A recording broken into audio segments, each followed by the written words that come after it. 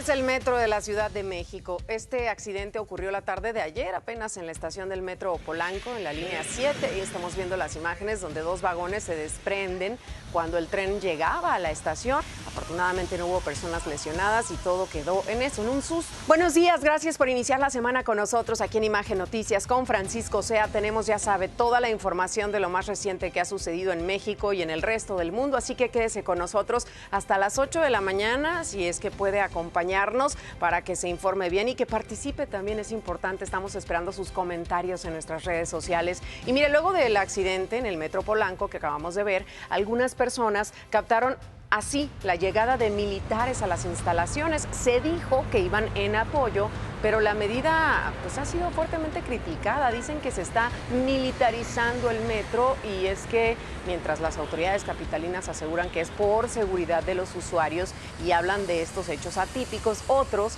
aseguran que es por falta de mantenimiento. Sea la razón que sea, urge encontrar una solución, por supuesto, antes de que ocurra otra desgracia. Y ante estas críticas, precisamente la jefa de gobierno, Claudia Sheinbaum, rechazó que la presencia de la Guardia Nacional signifique que están militarizando el metro, y reiteró que se trata de garantizar la seguridad de los usuarios. También rechazó nuevamente que el presupuesto se haya reducido. Aseguró que su administración realiza inversiones históricas. Y como ya le decía, algunos están a favor, otros en contra. ¿Usted qué opina? Díganos en redes sociales con este tema pues de la presencia de la Guardia Nacional ahí en el metro. El viernes, un día después de que llegaron, ocurrió esto en la estación Bellas Artes. Ante la mirada de los guardias nacionales, algunas manifestantes encapuchadas destrozaron torniquetes, ventanillas y demás mobiliario como protesta, vaya. Finalmente las jóvenes se marcharon sin problemas.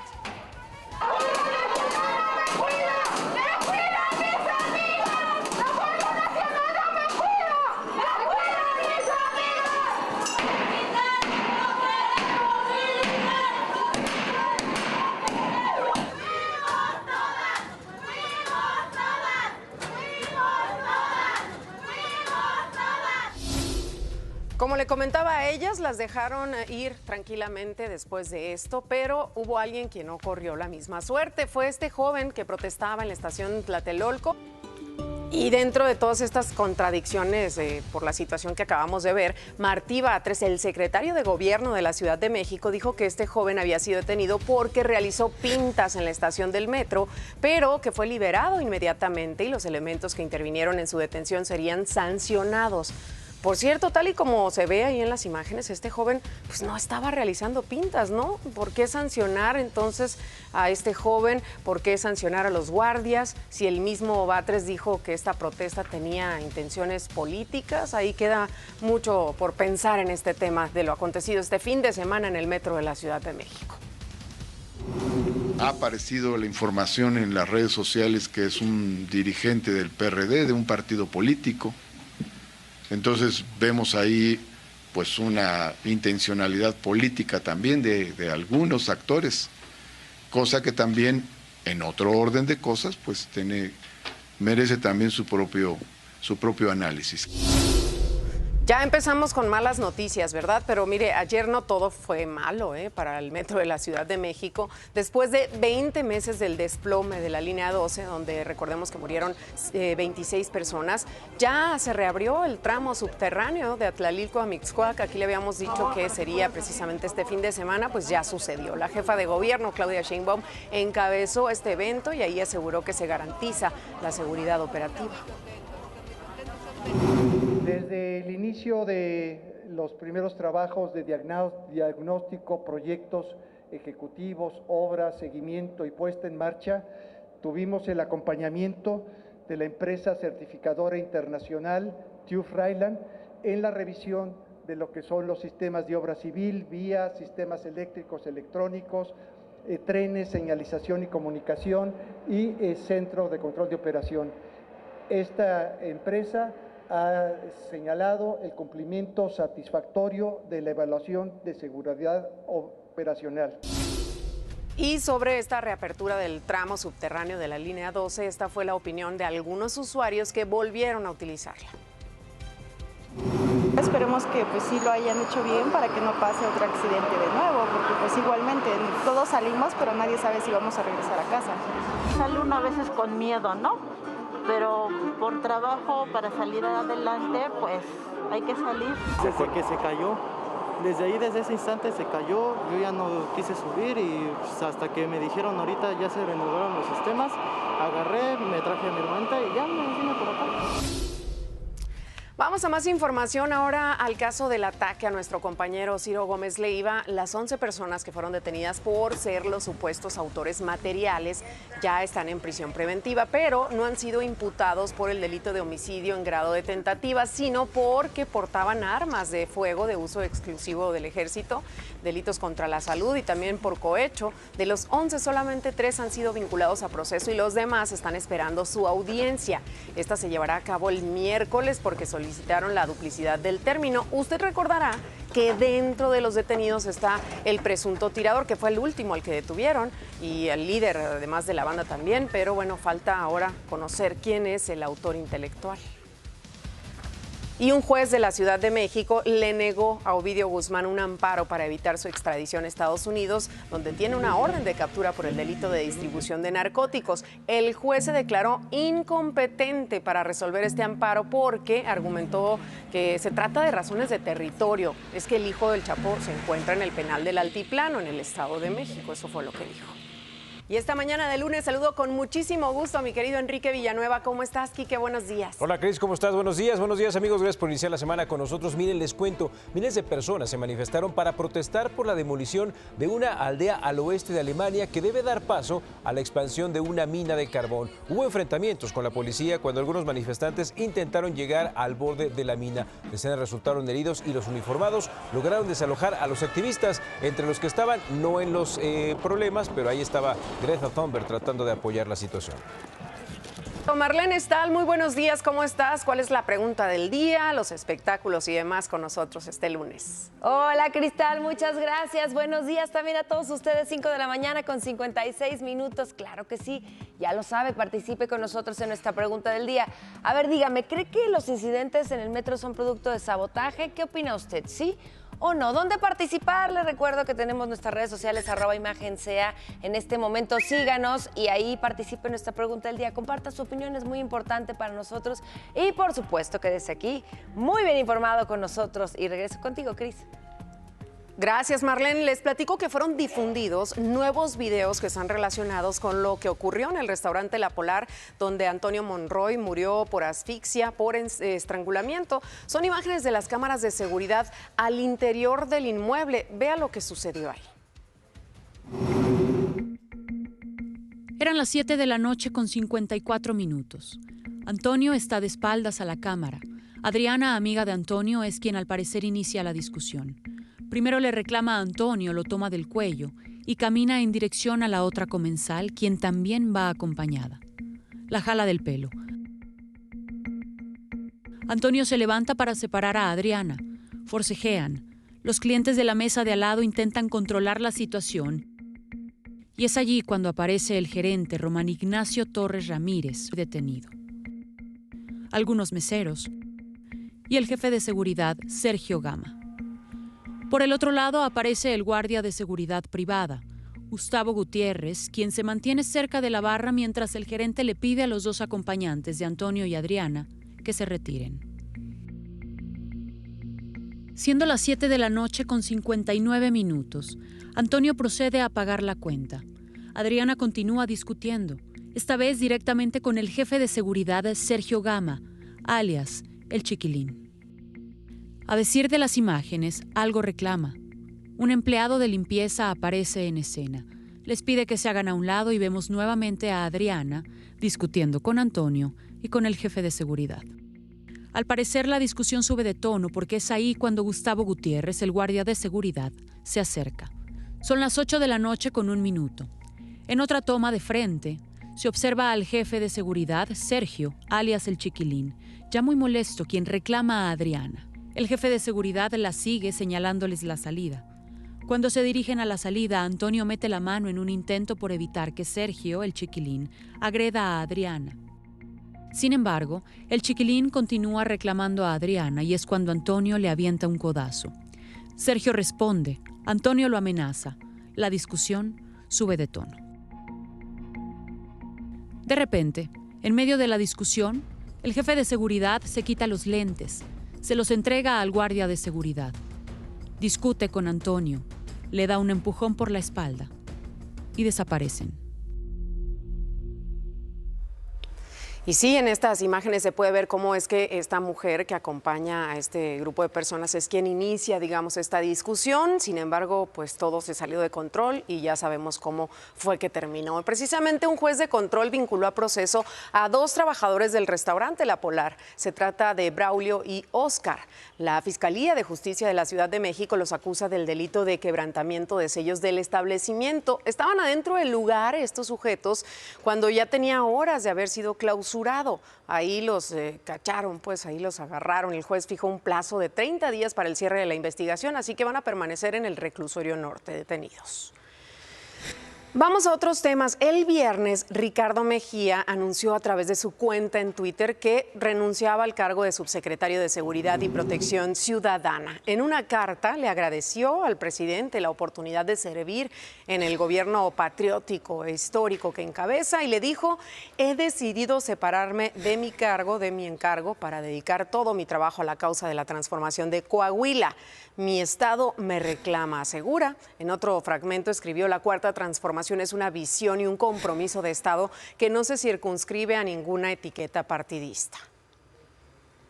Ahí iniciaba todo, porque la sorpresa fue después de que renunció Ricardo Mejía, porque confirmó que sí va a ser candidato al gobierno de Coahuila, pero por el Partido del Trabajo. Aquí se antoja más como un berrinche, ¿no? Quedó Armando Guadiana, fue el que decidieron, pues, para que esté como candidato por Morena a este gobierno. Sin embargo, él dice, pues no, yo voy por este otro partido. Y bueno, la dirigencia nacional del PT aseguró que desde agosto recibieron la propuesta para que fuera su candidato en esa entidad. Esto fue lo que dijo Ricardo Mejía. Coahuila necesitaba una voz opositora en la elección. No voy a hacer ninguna referencia en esta conferencia a compañeros, no es el momento, pero creemos, por el apoyo amplísimo que tenemos de mucha gente en todo el estado, que la gente quiere una opción genuinamente opositora al bloque conservador. Como dice la canción, lo que pasó, pasó, ya en otros frentes es historia. Si el PRI cree que con esto tiene ganada la elección, se equivoca y se va a llevar una sopa de su propio chocolate.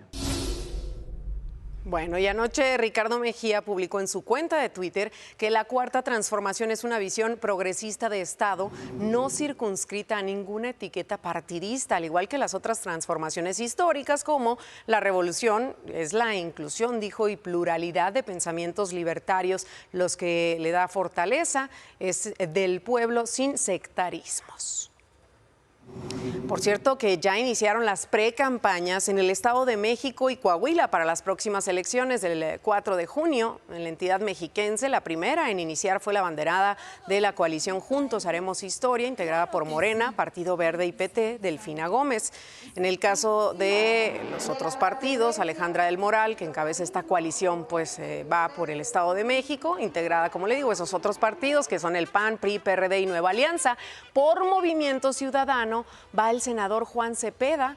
No va a realizar precampaña porque ese partido contempla que la candidatura se va a definir por designación, mientras que en Coahuila la coalición Va por Coahuila, que está conformada por PAN, PRI y PRD, inició ya la precampaña con el priista Manolo Jiménez, quien fue el ganador de una encuesta interna, y del lado de la 4T, el precandidato único de Morena es el senador con licencia, como platicábamos ahorita, Armando Guadiana.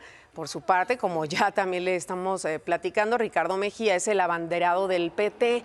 Y por último, el Partido Verde registró una coalición con el partido local Unidad Democrática de Coahuila para tener como precandidato único a Evaristo Lenin Pérez Rivera. Y la aspirante de Va por el Estado de México, Alejandra del Moral, inició ya su recorrido en toda la entidad mexiquense. Aseguró que su coalición representa un cambio, dijo, en la forma de hacer política en beneficio de las familias mexiquenses y apuesta por el empoderamiento y el potencial de las mujeres. Además, afirmó que las próximas elecciones serán de cambio, pero no de un cambio de partido, sino de forma de hacer política. Vamos ahora a Yucatán. Ahí el gobernador Mauricio Vila presentó un mensaje con motivo de su cuarto informe de gobierno.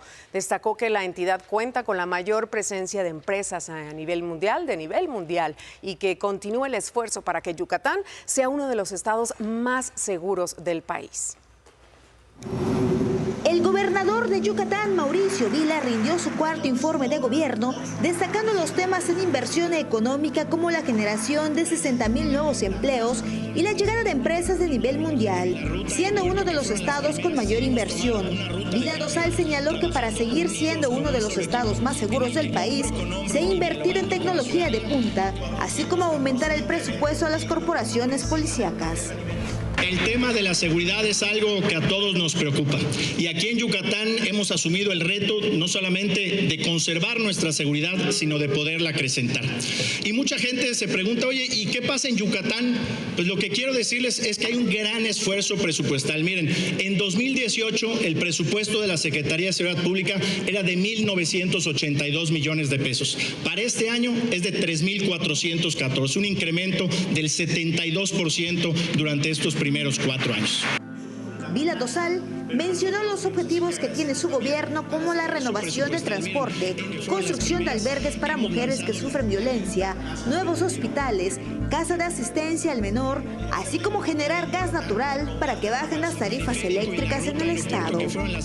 Todo esto ha sido posible porque en Yucatán decidimos tomar una ruta de cambio, trabajando unidos como un solo equipo, en el que hombro con hombro y dialogando con la ciudadanía, hemos logrado reforzar la seguridad, atraer inversiones y turismo para generar nuevos empleos mejor pagados y dar más apoyos y oportunidades a nuestra gente. Pidió a los ciudadanos continuar trabajando de la mano para que Yucatán siga creciendo, ya que existen retos por realizar. El mutuo respeto, el diálogo y la coordinación son piezas clave desde el primer día de mi gobierno. Son muchos los problemas que tiene el país como para que los gobernantes nos estemos metiendo los pies los unos a los otros. A nosotros lo único que nos mueve es trabajar juntos por la gente, nuestro estado y el país. Eso es más importante que cualquier otra diferencia. Creo que los ciudadanos ya están cansados de confrontaciones estériles entre sus gobernantes. Lo que exigen es que los gobernantes demos resultados. En el informe estuvieron presentes gobernadores, senadores, diputados federales y locales, el sector empresarial y sindical, así como representantes de partidos y de la sociedad civil. Para Imagen informó Flor Castillo. ¿Cómo está hoy, iniciando semana, el precio del dólar, del euro? Acompáñeme, vamos a los dineros. El dólar, 18 pesos con 21 centavos a la compra y 19 pesos con 23 centavos a la venta. El euro, 18 pesos con 38 centavos a la compra y 21 pesos con 11 centavos a la venta.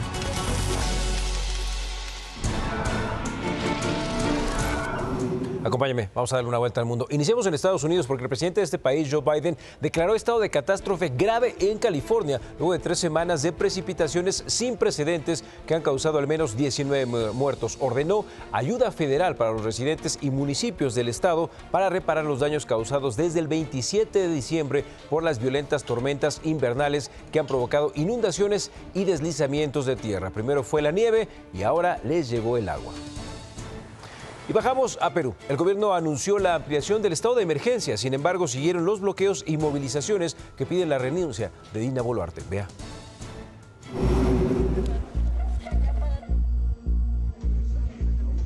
Perú decretó estado de emergencia por 30 días en las regiones de Lima, Cusco, Callao y Puno. Los militares están autorizados a intervenir junto a la policía para resguardar el orden público, en medio de las protestas que piden la renuncia de la presidenta Dina Boluarte, que han dejado más de 40 muertos en 5 semanas. El uso excesivo de la arma, los policías no pueden enfrentarse hacia la población civil, tienen que respetar esas vidas. Muchas de esas personas no pertenecen a ese grupo donde que ellos están calificando. El gobierno extendió también el toque de queda en Puno, epicentro de las protestas. La medida rige desde ayer y por los próximos 10 días, desde las 8 de la noche a las 4 de la mañana. La decisión gubernamental se produce en un momento en el que asociaciones convocaron movilizaciones desde el sur de Perú hacia Lima a partir de hoy, una acción que las autoridades califican de alboroto para desestabilizar a Boluarte.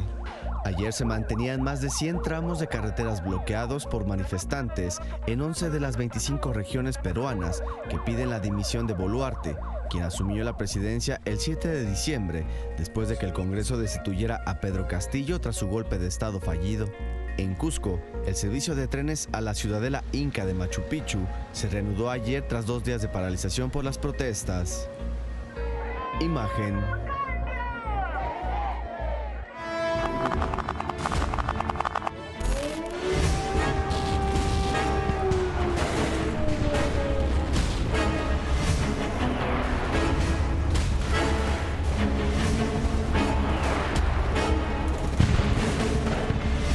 Y en la guerra le cuento que con los bombardeos rusos contra infraestructuras energéticas provocaron apagones en casi toda Ucrania. Varias explosiones resonaron en Kiev en plenas celebraciones de Año Nuevo Ortodoxo. Los bombardeos alcanzaron el noreste, este, sur y centro del país. Moscú ha intensificado su ofensiva en el este y los combates se centran en Soledar, donde el ejército ucraniano enfrenta al grupo paramilitar ruso Wagner. Vean nada más, qué tristes imágenes. ¿Es posible detener el terror ruso? Sí lo es. ¿Se puede hacer de otra manera que no sea en el campo de batalla en Ucrania? Lamentablemente no. Puede y debe hacerse en nuestra tierra, en nuestro cielo, en nuestro mar. ¿Qué se necesita para esto? Las armas que nuestros socios tienen en sus almacenes y que nuestros guerreros están esperando. Cualquier persuasión o tiempo que simplemente se acaba no puede detener a los terroristas que están matando metódicamente a nuestra gente con misiles. Y mientras esto pasa, la OTAN anunció que entregará a los ucranianos más armas pesadas tras los nuevos ataques por parte de Rusia. Vea.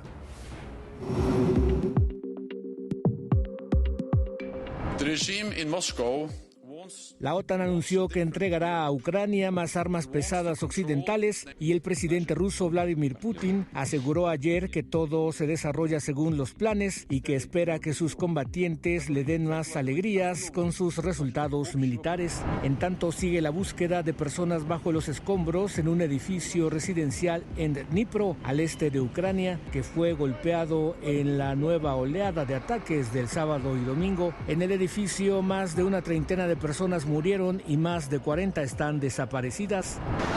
Estamos buscando personas vivas, presumiblemente personas vivas, muertos y sus restos. Más de 70 personas resultaron heridas, una decena de ellas de gravedad. El ejército ucraniano afirmó que Rusia hizo 3 ataques aéreos y unos 50 disparos de misiles el sábado. Quiero decirles a todos aquellos en Rusia y de Rusia que incluso ahora no pudieron pronunciar unas pocas palabras de condena de este terror, aunque ven y comprenden todo perfectamente. Tu silencio cobarde, tu intento de esperar lo que está pasando, solo terminará con el hecho de que un día estos mismos terroristas vendrán por ti. El mal es muy sensible a la cobardía. El mal siempre recuerda a aquellos que le temen o intentan regatear, y cuando venga por ti, no habrá nadie para protegerte. El Ministerio Ruso de Defensa afirmó que efectuaron disparos de misiles contra el sistema de mando militar ucraniano e infraestructuras energéticas vinculados a él. Y ayer bombardearon Gerson, alcanzando las infraestructuras y las oficinas de la Cruz Roja, dejando 7 heridos, uno de ellos de gravedad. El ejército ruso dijo el viernes haber conquistado la ciudad de Soledar, algo que los ucranianos niegan. Para Moscú, la ciudad es importante para rodear la vecina Bakhmut, que Rusia lleva meses intentando tomar. Imagen.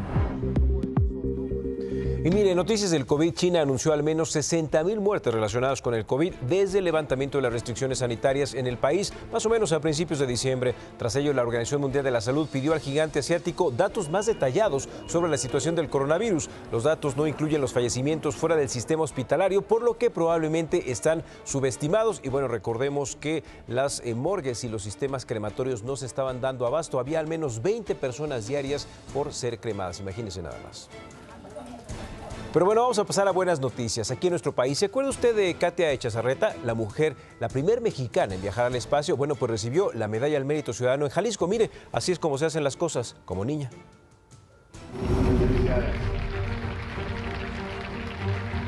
Un momento que puede marcar la vida de niñas y niños que sueñan con ser astronautas se vivió en Cajititlán, localidad de Tlajomulco de Zúñiga, en Jalisco, pues el sábado se entregó la medalla al mérito ciudadano a Katia Echazarreta. Yo tenía unos 7 años cuando lo decidí y de hecho yo estaba con mi mamá y le pregunté a mi mamá, y ella ya sabía que me encantaba el espacio y la tecnología y la ciencia, y le pregunté, ¿cuál es el trabajo más difícil que una persona puede tener? A los 8 años por parte de la escuela, fuimos en una excursión a un museo de ciencia.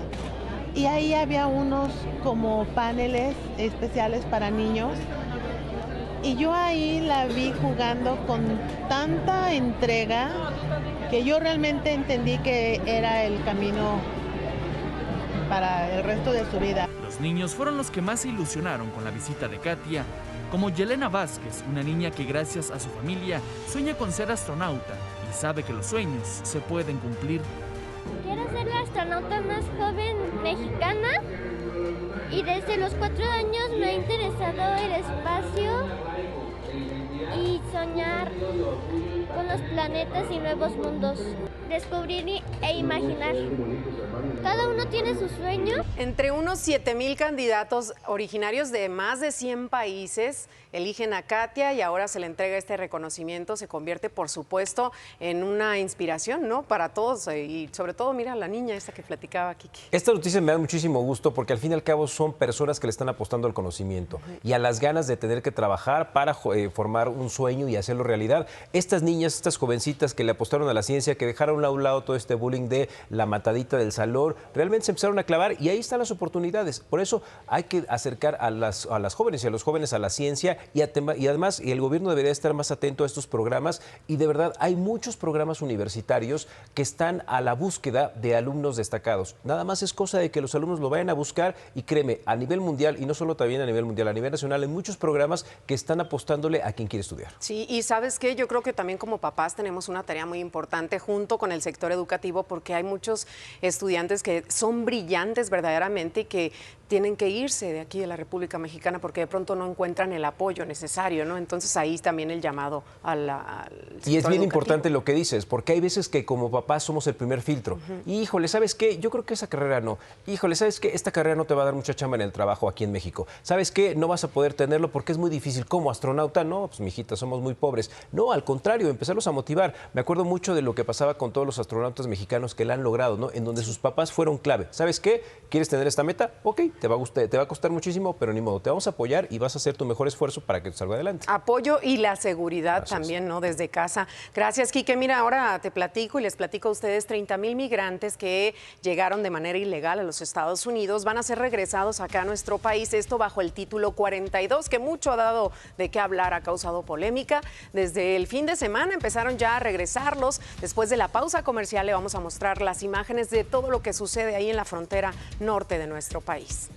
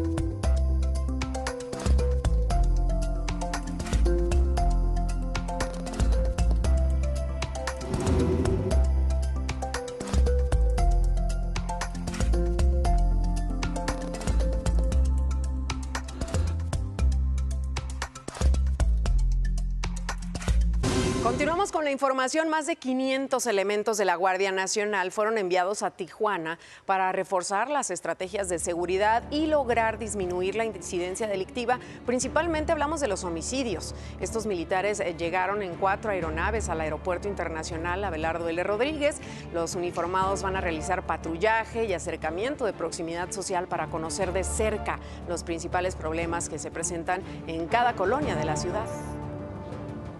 Y la Fiscalía General de la República inició ya las investigaciones en contra de una persona que fue detenida en posesión de casi 400 kilos de clorhidrato de cocaína. Esto durante un operativo que se realizó en una carretera de Sinaloa. El sujeto, quien fue identificado como Juan Alberto Félix Gastelum, junto con la droga, quedaron a disposición de la Fiscalía Especializada de Control Regional. Un juez federal lo vinculó a proceso por su probable responsabilidad en delitos contra la salud. Además, le dictaron prisión preventiva oficiosa.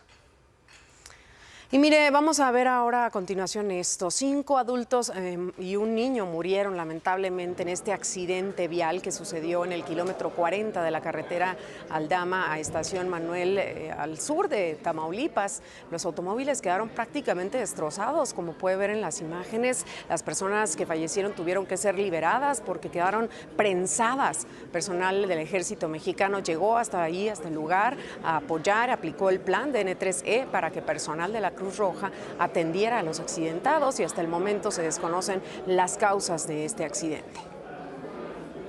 Y ahora nos vamos a Nuevo León. Autoridades de Protección Civil reportan completamente controlado el incendio forestal ocurrido en la localidad de la Ciénega del Toro, esto en el municipio de Galeana. 50 brigadistas comenzaron a combatir el siniestro desde el viernes. Las llamas consumieron 2 hectáreas de matorrales y arbustos. Este es el segundo incendio forestal que ocurre en Nuevo León en los primeros días del año. Como medida de prevención, permanece personal de Protección Civil en la zona hasta su extinción total.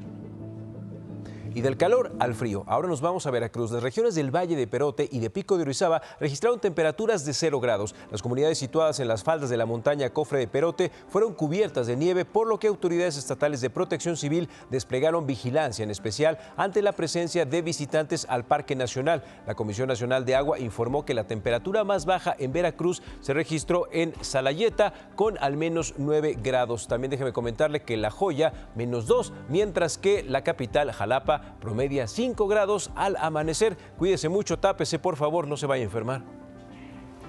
Y vamos a platicar ahora un poco acerca de la situación de los migrantes, porque ellos ingresaron de forma irregular a Estados Unidos, pero van a ser regresados a México. Desde el fin de semana ya la frontera norte de nuestro país se llenó de migrantes que fueron retornados bajo el título 42. Esta es la escena que ahora se ve en la frontera diariamente después de que el gobierno mexicano aceptara que Estados Unidos retorne 30,000 migrantes bajo título 42.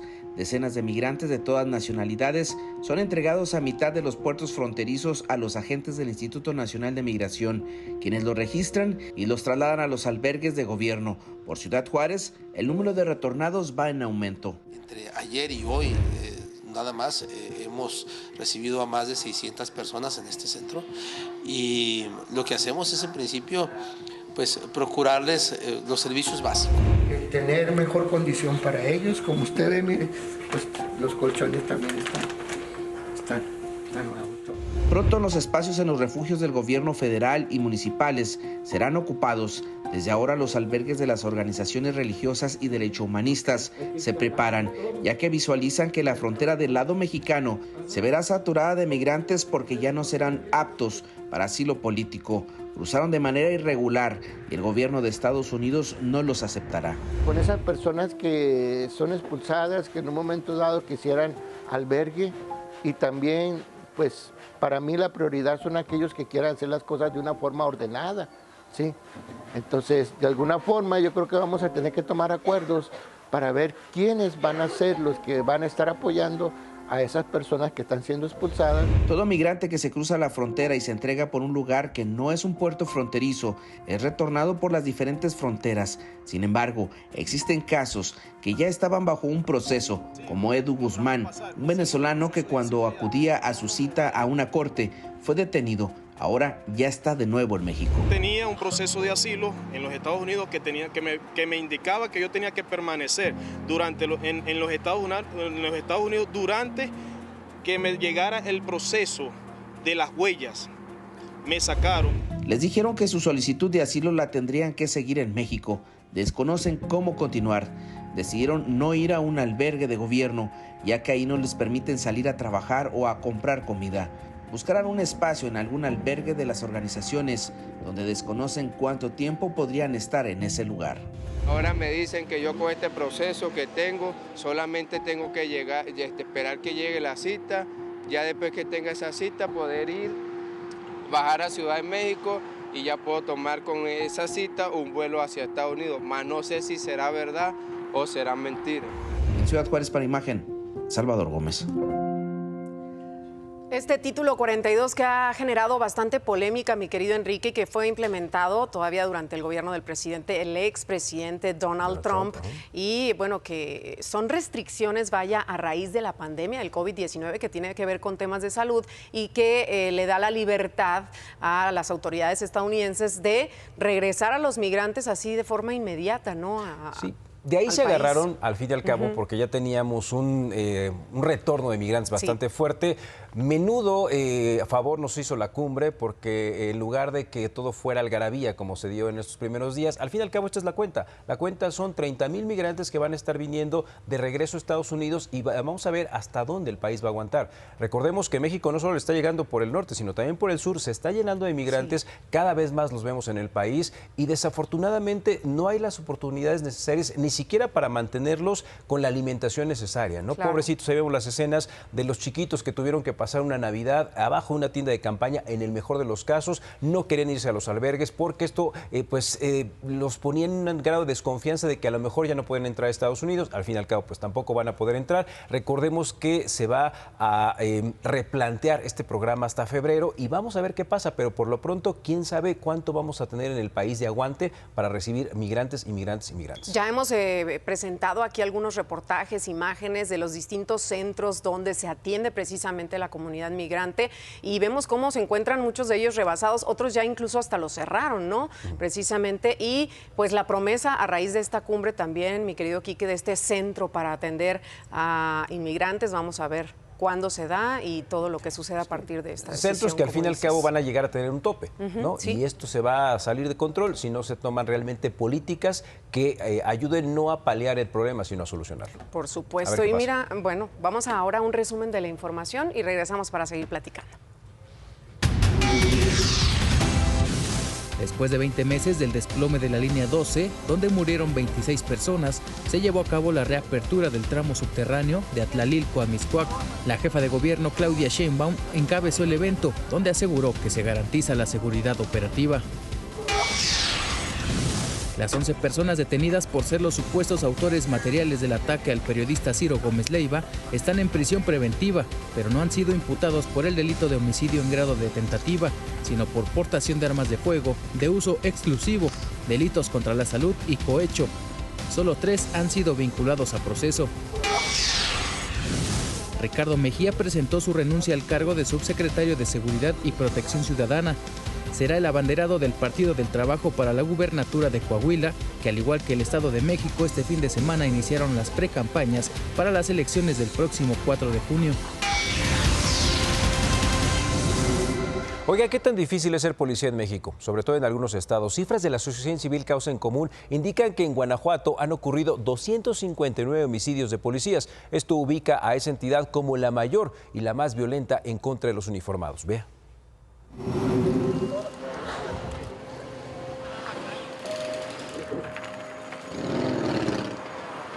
Guanajuato ocupa el primer lugar nacional en homicidios de elementos de seguridad pública.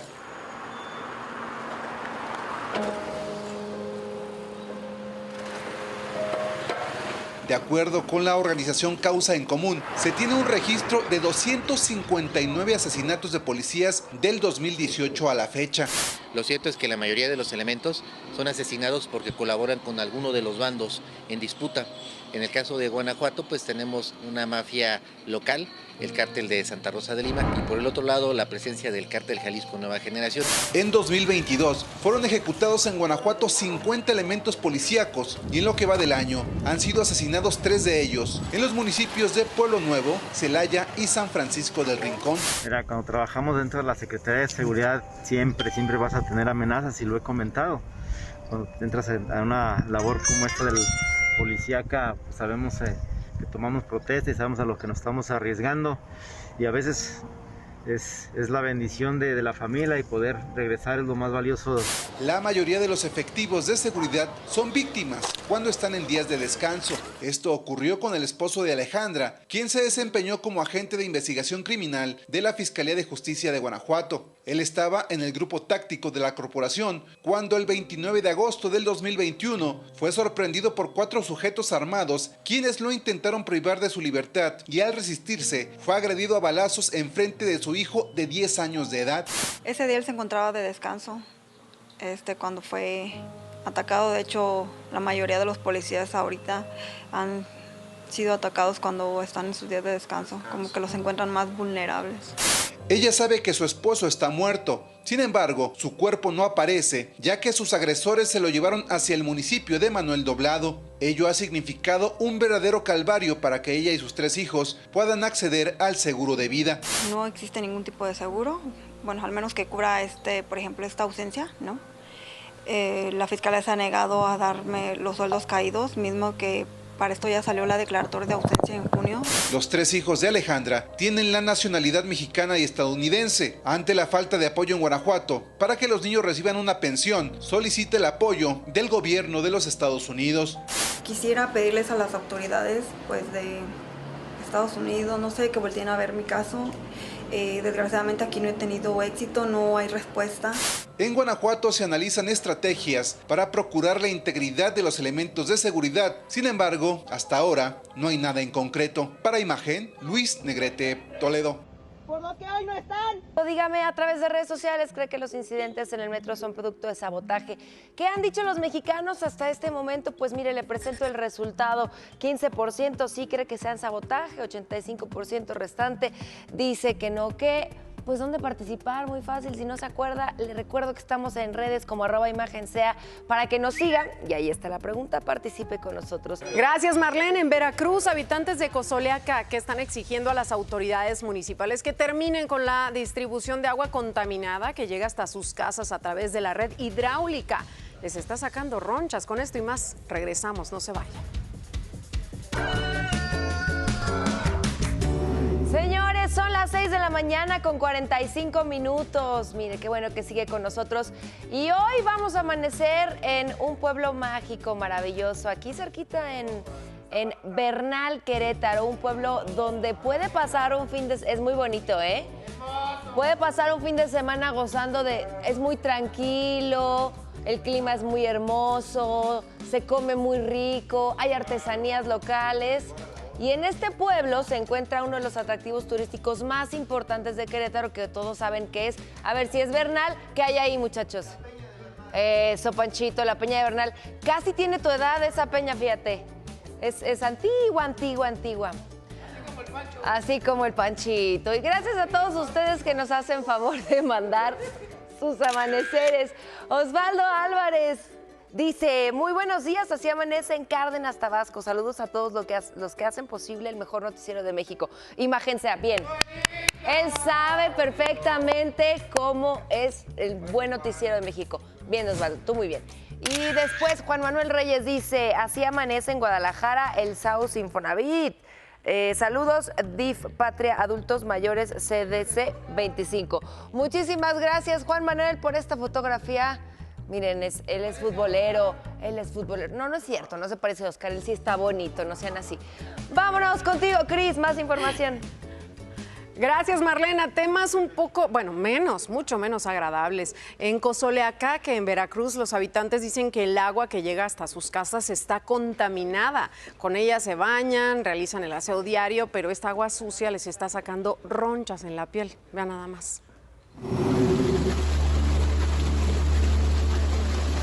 luego rapidito me enroncho todo esto de acá me han enronchado. Y pues sí, desde que empezó a andar esa bomba con esa agua, pues o sea, estamos así. Rosario y su familia tienen que soportar bañarse, lavar su ropa, trastes y todo lo que sea necesario con agua sucia, contaminada y con olor fétido en Cozoleacaque, Veracruz. Y como ella, varios habitantes comenzaron a padecer ronchas y picazón en la piel. No, está muy fea. Está muy fea, el agua apesta y está roja, pues, está sucia. Y una muchacha de ahí se infectó de su piel. Le salieron granos y a su hija también. Como médico le puedo decir que definitivamente eso es una bomba de tiempo. Tiene que voltear el sector salud, tiene que voltear Semanat, tiene que voltear a la gente que le corresponde vigilar esa situación. Todas las colonias padecen de lo mismo, pero en el Naranjito llevaban 5 años con abasto de agua y limpia por un pozo que entre ellos construyeron y pagaban para mantenerlo. Sin embargo, el ayuntamiento decidió construir otro pozo y bloquearles el que tenían, pero ahora el agua les llega en pésimas condiciones a más de 3,000 habitantes. Nosotros tenemos un bloqueo para no permitir que el bombeo de un pozo que nos afectaba mucho por el arrastre de arenas y un pozo que sacaba el agua muy contaminada. Optamos por bloquear esas válvulas en una caja que está aquí arriba, la cual ellos, sin avisar, la retiraron y metieron a operar un pozo que acaban de construir, el cual nos tiene afectados ahorita por el agua que tiene un mal olor y en su coloración viene el agua muy contaminada. Soy estilista, ¿cómo le voy a lavar el cabello así a las clientas? Con el agua pestosa. Ay, no, qué horror, le digo. Aunque han buscado hablar con el alcalde Ponciano Vázquez, no los atiende, por lo que advirtieron que tomarán medidas más drásticas. Para Imagen, Tamara Curro.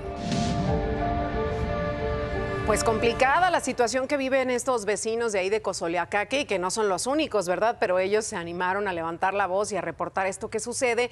Estaban padeciendo porque no había agua potable. La administración local se encarga de construir este pozo para abastecer de agua a ciertas colonias, a cierta zona. Y ahora denuncian que pues el agua está saliendo de esta manera, mi querido Quique. Al fin y al cabo, el destino nos alcanza, ¿no? Recordemos que toda la contaminación que se genera en algún lado, tarde que temprano va a llegar a otro o va a salir de alguna otra manera, ¿no? Entonces hay que tener mucho cuidado y además también esto nos habla de un cambio en la legislación, incluso hasta para hacer una perforación. Tiene que haber un estudio estructural, no solo es ya encontré agua, sino bajo qué condiciones, porque en este caso son contaminantes que quizá hayan sido provocados por los mismos pobladores en otras zonas, ¿no? Sí. Se van al subsuelo los desechos y estas son las consecuencias, pero también hay que ver que el agua no solo puede parecer limpia, debe de tener ciertos minerales. Por ejemplo, en el sur del país tienen graves problemas en el riñón, con piedras y demás, porque es agua muy mineralizada. Incluso vemos en Estados Unidos que hay grandes compañías que se han hecho millonarias justamente porque te llevan agua con unos filtros especiales que instalan en tu casa para que sea lo menos salinizada o lo menos mineralizada posible. Entonces, este es un tema, claro, imagínense, como bien dice la señora, ¿no? ¿Cómo le voy a hacer un tinte? Se le va a caer más el pelo, claro. De todas maneras, de todo lo que le he hecho con el tinte más el agua, pues va a estar peor. Y luego dicen, para bañarnos de pronto tenemos que comprar garrafones de agua para tomar, las infecciones estomacales, todas estas enfermedades que puede provocar también el consumo de agua contaminada, agua sucia, pues de verdad que sí es de preocuparse. ¿A qué grado estamos llegando? Eso que dices es fundamental. Estamos teniendo que comprar agua embotellada para bañarnos. Sí, de verdad que triste esta situación que viven ahí los vecinos en Cozoleacaque y vamos a dar seguimiento, por supuesto, porque la autoridad municipal no se ha querido pronunciar más al respecto, solo se sabe que hay un patronato a cargo de este pozo y que les quieren cobrar una cuota a los vecinos ahí, situación que también provoca inconformidades. Pero bueno, vamos a más información.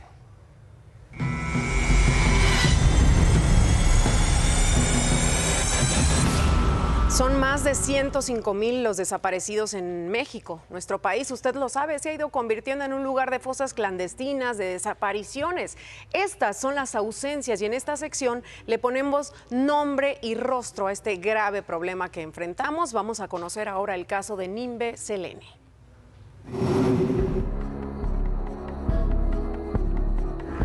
Mi vida, ¿qué te puedo decir, hijo? Te amo, Abril.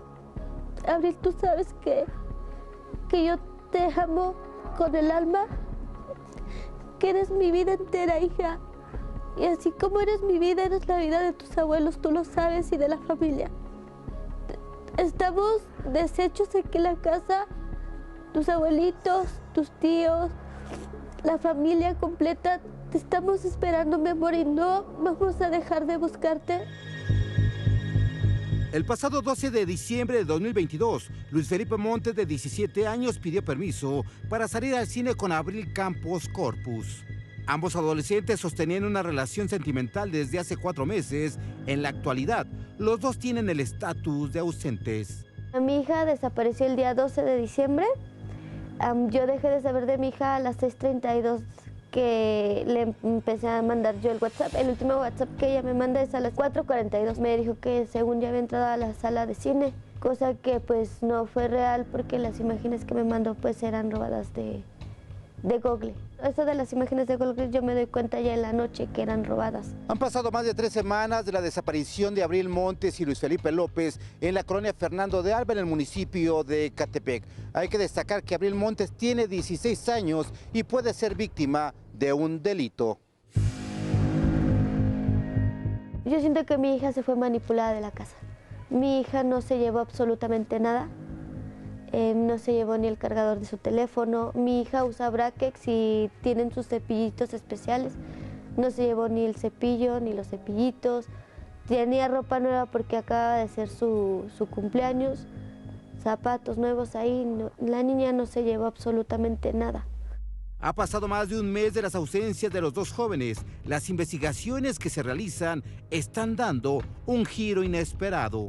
Como familia hemos averiguado algunas situaciones respecto a Luis, por ejemplo, que tiene más de 10 meses que él no asiste a la escuela.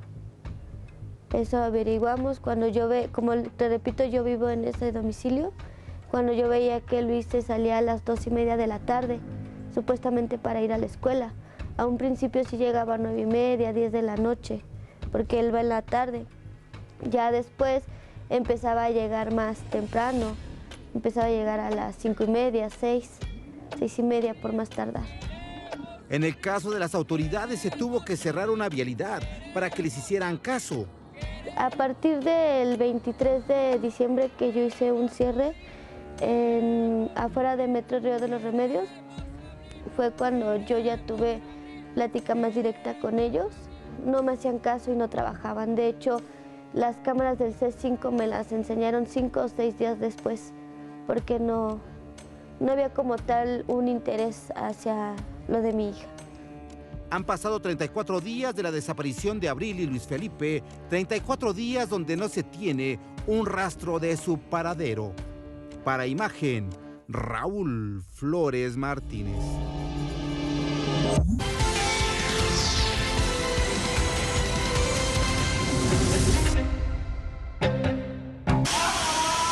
Con esta información le damos la bienvenida a esta segunda hora de información. Gracias si usted acaba de sintonizarnos aquí en Imagen Noticias con Francisco Sea. Y si ya está con nosotros desde las 5:45, gracias también por madrugar. Y recuerde que puede interactuar con nosotros en redes sociales. Y mire, esto que acabamos de ver sucede otra vez en el metro de la Ciudad de México. Este accidente ocurrió la tarde de ayer en la estación del metro Polanco, en la línea 7. 2 vagones se desprendieron cuando el tren llegaba a la estación. Afortunadamente no hubo lesionados, todo quedó en un susto. Y tras este accidente ahí en el metro Polanco, algunas personas captaron así la llegada de militares a las instalaciones. Se dijo que iban en apoyo, pero la medida ha sido criticada. Dicen que se está militarizando ya el metro, y es que mientras las autoridades capitalinas aseguran que es por seguridad de los usuarios y hablan de hechos atípicos, otros aseguran que es por falta de mantenimiento. Pues sea la razón que sea, lo que sí se ve es que urge una solución antes de que ocurra otra desgracia. Y precisamente es el tema que se ha movido muchísimo este fin de semana, sobre todo, por supuesto, ayer y hoy en redes sociales, el tema del metro, mi querida Marlene. Así es, Cristal. Ha habido por ahí muchas discusiones entre quienes defienden a la jefa de gobierno y quienes la atacan por el tema de lo que está sucediendo en el metro. Así que por lo que sucedió en la estación de Polanco, Polanco se volvió tendencia y los usuarios pues quejándose y viendo estas imágenes que después de lo que pasó en la línea 12, que por cierto también mientras la andaban inaugurando, allá cante esto, ¿no? pasa esto. El festejo por un lado de la Ciudad de México y por otro sucede este accidente. Así es, se separan dos convoys y bueno, el pánico, la verdad es que la gente se ve en los videos cómo sale muy apresurada, muy estresada, obviamente asustada después de lo que se ha venido presentando durante estas semanas en el metro. Y sí, exacto, como bien dices, mucha gente se queja del tema de que esté la Guardia Nacional ahí, porque no encuentran relación en que militares estén cuidando algo que tiene que ver con mantenimiento. No y ya tanto salieron con muchísimos memes, por cierto, ¿no? En redes sociales sobre eso, precisamente cómo la Guardia Nacional está para frenar los accidentes, pero lógicamente sabemos que no, es un tema de seguridad porque la jefa de gobierno considera que hay, digamos que cierto complot o que es un tema más político, ¿no? Lo que está sucediendo en el metro. Justo es lo que estaban atacando en redes, que el tema de llevar miembros de la Guardia Nacional a cuidar el metro era como para justificar esta pues, que han sido fallas por falta de mantenimiento que no le ha dado la misma jefa de gobierno. Entonces, ahí había como una discusión en eso. Lo que sí bien dices, lo que urge es que dejen de suceder este tipo de cosas, porque 4.6 millones de personas se mueven diario en este transporte y ponen en riesgo su vida por ir a trabajar, por ir a la escuela, por ir por los hijos. Y quieren sentirse seguros, no solamente porque los vayan a asaltar o porque ya esté la Guardia Nacional ahí cuidando, resguardando las instalaciones, sino saber que tenemos un metro en las mejores condiciones, ¿no? Totalmente, Cris, totalmente. Pues vamos a ver justo algunos tweets de lo que comentaron en redes sociales. Te invito a leer el primero. Vamos con Guillermo Calderón, precisamente el director. Dice, alrededor de las 15 horas con 47 minutos del día de hoy, se presentó una separación de vagones en la estación Polanco de la línea 7 sin lesionados, por fortuna, ¿no? Nada más faltaba que otra vez se hace denuncia, dice, a la Fiscalía por ser una situación totalmente atípica. Se trabaja ya en el restablecimiento del servicio. Interesante justo esta parte, porque había respuestas a este mismo tuit donde varios usuarios condenaban y decían, no es atípica, no es la primera vez que pasa. Yo utilizo normalmente esa línea y no es la primera vez que pasa. Ahí denunciaban. Entonces, bueno, por eso quise compartir el tuit que puso el director del metro. Tal vez el sentido en el que comentaban era atípica en esta separación de los trenes, ¿no? Que haya desperfectos o fallas, a lo mejor es recurrente como reportan los usuarios, pero bueno, tal vez. Seguimos. Barbie dice, y la Guardia Nacional atestiguando cómo se separa un convoy en Estación Polanco de la línea 7 del metro de la Ciudad de México, solo para afectar la imagen de Claudia Sheinbaum. 6,000 elementos de la Guardia Nacional no sustituye el mantenimiento necesario que necesita el metro. Fíjate que hacían una comparación de lo que cuesta tener 6,000 elementos de la Guardia Nacional, ahí mismo en redes, que decían que, algún usuario mencionaba que un elemento de la Guardia Nacional aproximadamente en promedio gana 11,000 pesos al mes. Entonces decía, ¿cuánto cuesta tener a 6,000 elementos cuidando el sabotaje del metro en vez de a lo mejor invertirlo en mantenimiento y que esa Guardia Nacional esté haciendo labores de seguridad ciudadana que hace bastante más falta? Y lo que se ha dicho en ocasiones anteriores, ¿por qué no se despliegan estos guardias nacionales, estos integrantes de la Guardia Nacional en otros estados de la República Mexicana donde la inseguridad de verdad es verdaderamente preocupante, ¿no? Así es. Bueno, vamos con la tía Piedritas. Ay, qué buen nombre, ¿no? La tía Piedritas. Lo de la estación Polanco nos deja entrever que la derecha y sus cómplices dentro de Morena, que actúan como opositores, no van a descansar hasta ver fallecidos. De repente, todas las fallas son al mismo tiempo. Sí, cómo no, dice. Pues la verdad es que siempre ha habido fallas en el metro, ¿no? Solamente que ahora han sido un poco más grave la situación en los últimos años, por eso es que creo que ha tomado más. Sí, y obviamente pues este tuit es bastante sarcástico, porque al parecer también ella está como de acuerdo en las declaraciones que se han hecho acerca de que estas fallas han sido provocadas por la oposición. Dice, ratera meretriz, dice, con lo qué buenos elegiste, qué buenos nombres elegiste, oye. Es que son bien creativos ustedes, muchachos. Ratera meretriz dice, con lo del Metro Polanco hoy hay de dos. O los tantos elementos de la Guardia Nacional son incalculablemente incompetentes e irrelevantes en su función de cuidar el metro ante el saboteo, por lo que militarizar la ciudad fue un error idiota que no sirve para nada, o nunca hubo saboteo. que esa es otra. Bueno, pues ahí está. Muchas gracias a todos los que todos los días comentan cosas, porque de ahí sacamos bastante material y es importante conocer lo que piensa la gente. Nos interesa, de verdad, por eso es que le pedimos que participe con nosotros. Gracias, Marlene. Gracias. Y ante estas críticas, la jefa de gobierno, Claudia Sheinbaum, rechazó que la presencia de la Guardia Nacional signifique que se está militarizando el metro. Reiteró que se trata de garantizar la seguridad de los usuarios y también rechazó nuevamente, hay que decirlo, que el presupuesto se haya reducido. Aseguró que su administración realiza inversiones históricas. Y como ya le decía, algunos están a favor, otros en contra por el tema de la Guardia Nacional en el metro, lo platicábamos con Marlene. Bueno, el viernes, un día después justo de que llegaran la Guardia Nacional ahí a las instalaciones del metro, ocurrió esto en la estación Bellas Artes. Ante la mirada de los guardias nacionales, algunas manifestantes encapuchadas destrozaron torniquetes, ventanillas, demás mobiliario, esto como a manera de protesta, vaya. Finalmente, las jóvenes se marcharon sin problema alguno.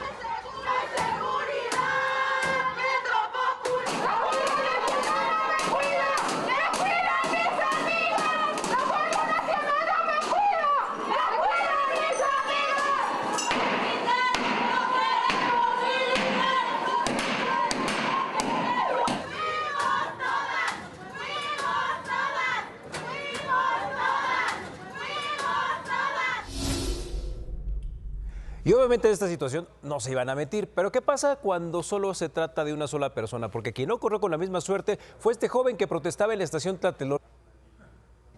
Y mire, dentro de las contradicciones de esta situación, Martí Batres, secretario de Gobierno de la Ciudad de México, indicó que el joven había sido detenido por realizar pintas en la estación del metro, pero que fue liberado inmediatamente y los elementos que intervinieron en su detención serían sancionados. Por cierto, tal y como se ve en las imágenes, el joven no se veía que estuviera realizando alguna pinta y, bueno, ¿por qué sancionar a los guardias si supuestamente estaban haciendo su trabajo y estaban siguiendo un protocolo? Y bueno, pues Batres dijo que esta protesta tenía intenciones políticas, no así las que estuvieron martillando y destruyendo todas las instalaciones, ¿verdad? Ha aparecido la información en las redes sociales que es un dirigente del PRD, de un partido político. Entonces vemos ahí pues una intencionalidad política también de algunos actores, cosa que también en otro orden de cosas pues merece también su propio análisis. Aquí sí se aplica lo de no importa ser machos, pero sí ser muchos, en fin. Oiga, ayer no todo fueron malas noticias para algunos. Para el Metro de la Ciudad de México, también después de 20 meses de desplome de la línea 12, donde murieron 26 personas, se llevó a cabo la reapertura del tramo subterráneo de Atlalilco a Mixcoac. La jefa de gobierno, Claudia Sheinbaum, encabezó el evento donde aseguró que se garantizará la seguridad operativa. Y mire, entre festejos, cánticos y demás, ¿qué habrán pensado las personas que perdieron algún familiar o que perdieron al sustento de su casa por un accidente al ver una algarabía y unos festejos y canciones? Mínimo les hubieran dedicado un minuto de silencio, ¿no cree? Desde el inicio de los primeros trabajos de diagnóstico, proyectos ejecutivos, obras, seguimiento y puesta en marcha, tuvimos el acompañamiento de la empresa certificadora internacional TÜV Rheinland en la revisión de lo que son los sistemas de obra civil, vías, sistemas eléctricos, electrónicos, trenes, señalización y comunicación y centro de control de operación. Esta empresa ha señalado el cumplimiento satisfactorio de la evaluación de seguridad operacional. Y vamos ahora, acompáñeme justamente ahí a la estación del metro Atlalilco. Ahí está mi compañero José Antonio García. ¿Cómo van las cosas por ahí, José Antonio? Te saludo con muchísimo gusto este lunes. Buenos días. Hola, Cristal, ¿cómo estás? Qué gusto saludarte esta mañana. Pues efectivamente, en estos momentos, así es, te estamos reportando la actividad aquí en la estación Atlalilco de la línea 12. Hay que recordar que, bueno, pues en estos momentos esta estación está funcionando como terminal y se pues hizo la reapertura efectivamente el día de ayer a las 10 de la mañana. Y bueno, pues así están en estos momentos los usuarios, pues ya ingresando hacia la zona de andenes, están realizando pues esta fila para ingresar hacia la zona de torniquetes, para llegar hacia la zona de las taquillas, donde se está recargando esta tarjeta de movilidad. Así es que bueno, pues hay que recordar que hasta este momento continúa el servicio provisional de RTP de la zona de Tláhuac aquí a esta estación, y también hay un ramal hacia la zona de Constitución de 1917. Así es que bueno, pues ya en estos momentos esta es la parte que conecta hacia la zona de Mixcoac. Esta es la estación que, bueno, pues hay que abordar para desplazarse hacia este perímetro. Así es que, bueno, pues así está en estos momentos la actividad, ya con esta apertura y dando servicio ya sin ningún problema de aquí hacia la zona de Mixcoac, Cristal. ¿Qué dice Pepe Toño la gente que está ahí? ¿Están tranquilos, están confiados, se sienten seguros ahora que llega la Guardia Nacional a resguardar ahí las instalaciones del metro capitalino, del metro de la Ciudad de México, o tienen algún temor? ¿Qué platica la gente? Vamos a platicar rápidamente con algunos de los usuarios. ¿Cómo se siente en estos momentos usted al abordar este sistema de transporte? Pues rara, porque pues hace mucho que no sabemos, bueno, no habíamos el metro. Ajá. Y entonces pues sí. ¿Se siente segura usted? ¿Está a favor de la Guardia Nacional? ¿Está en estos momentos pues ya retomando estas nuevas actividades en la estación? ¿Hacia dónde va usted? Yo voy hacia Metro Insurgentes. ¿Y le beneficia en estos momentos ya el tiempo que se está realizando?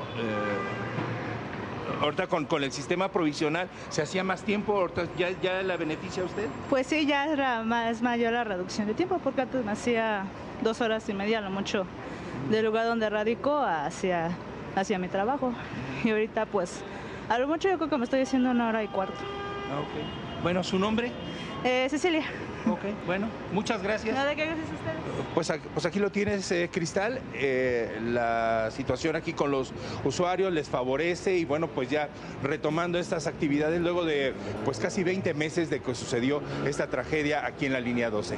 Y que esperamos que no se repita en ninguno de los tramos. Te agradecemos muchísimo por este reporte, José Antonio. Hasta luego, muy buen día. Buen día también para ti. Tenemos que hacer una pausa. De regreso tenemos los últimos detalles sobre el atentado a nuestro compañero Ciro Gómez Leiva. Todos los detenidos están siendo procesados, aunque no precisamente por el ataque. Se lo cuento al regresar de la pausa, no se vaya.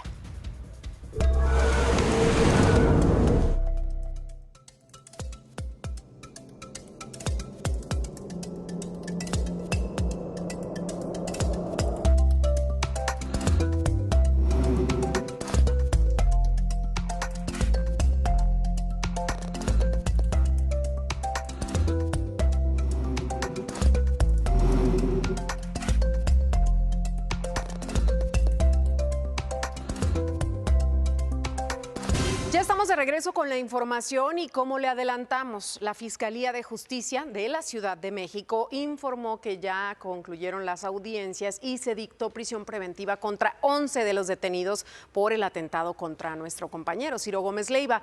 Uno más, el número 12, es el supuesto tirador.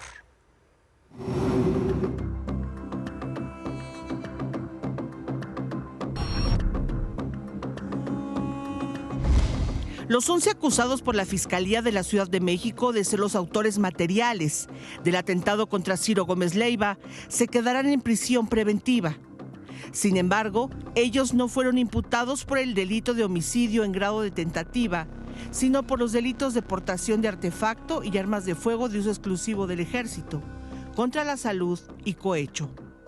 No obstante, la definición de si son vinculados a proceso o no se determinará para 7 de ellos el 18 de enero, ya que solicitaron la duplicidad del término para definir su situación jurídica.